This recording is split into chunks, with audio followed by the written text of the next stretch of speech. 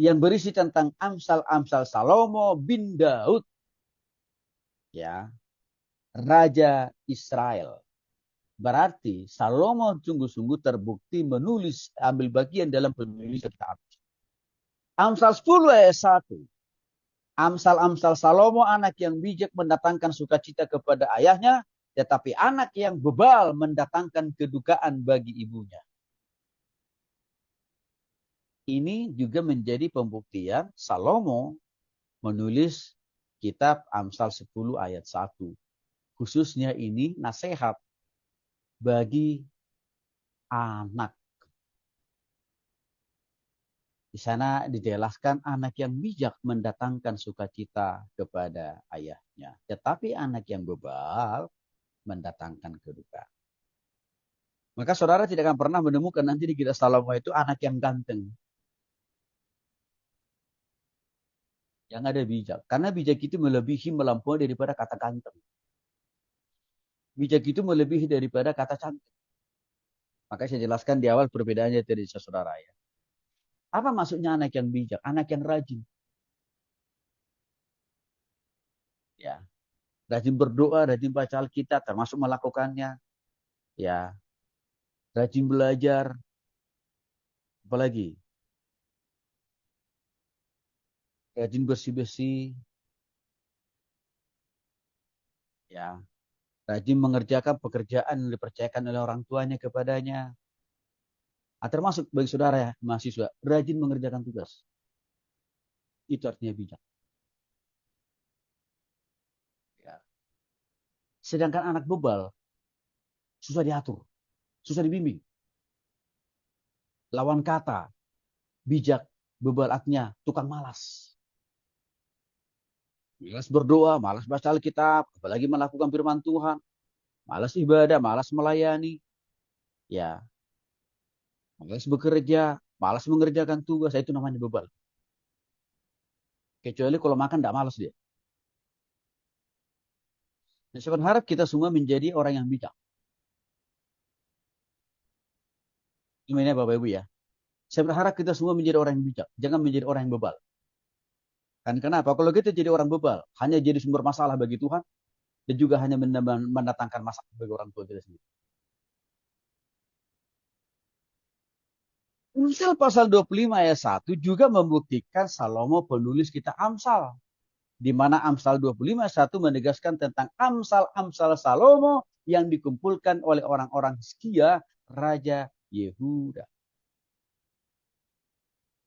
Jelas ya? Nah, pembuktian yang kedua penulis Amsal itu juga adalah Agur bin Yake.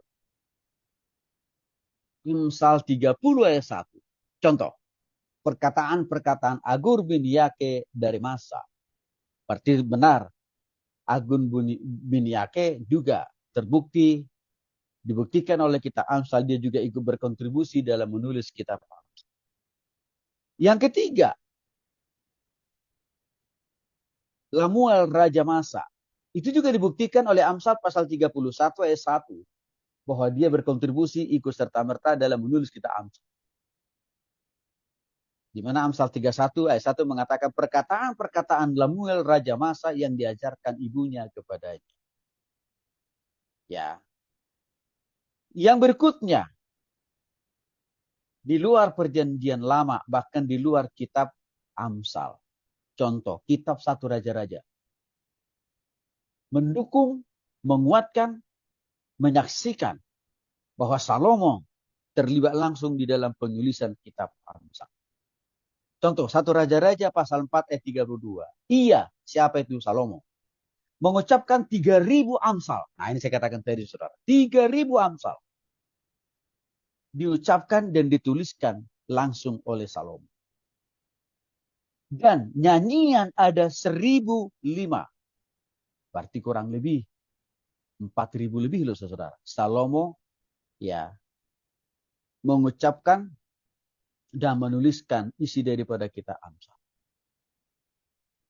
Jadi jumlah Amsal dalam kitab ini jauh lebih sedikit menunjukkan bahwa kitab Amsal adalah kumpulan Amsal pilihan yang dominan ditulis ditulis oleh Salomo.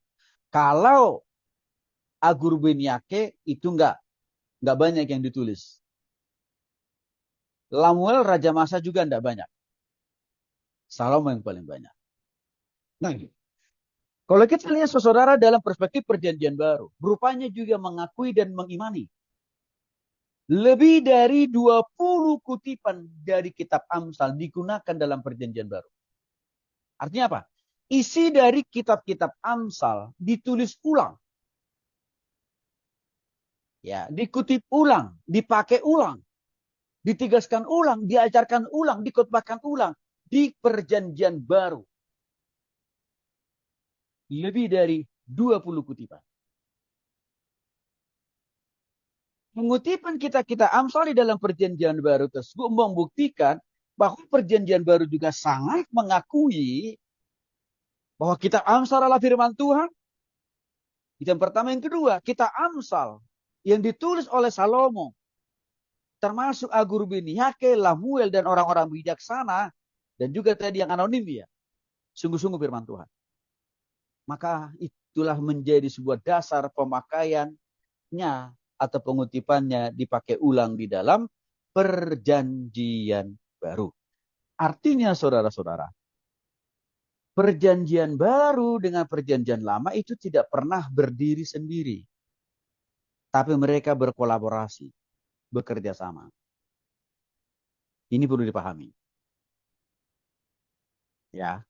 Maka seringkali saya katakan antara perjanjian lama dengan perjanjian baru ini nggak bisa dipisahkan.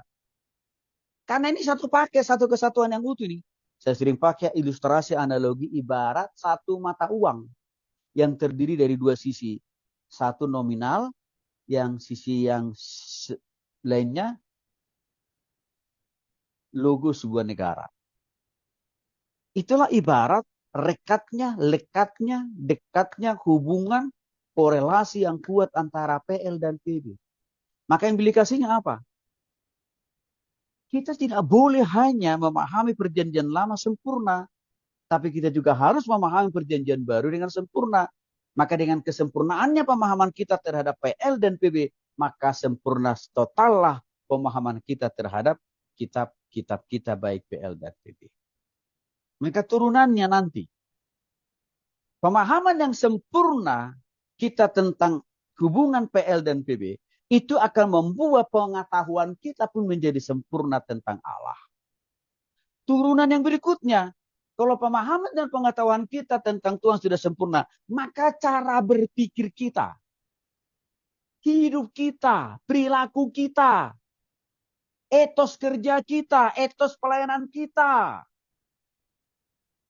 harus juga mengarah kepada kesempurnaan yang Tuhan jelaskan kepada kita.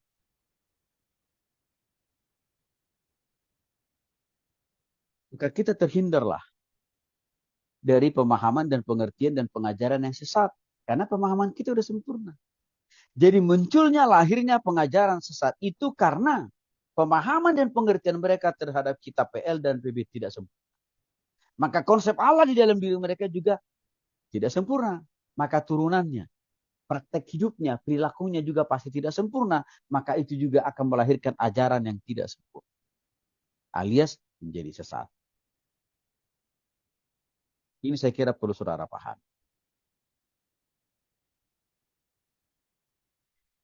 Mari kita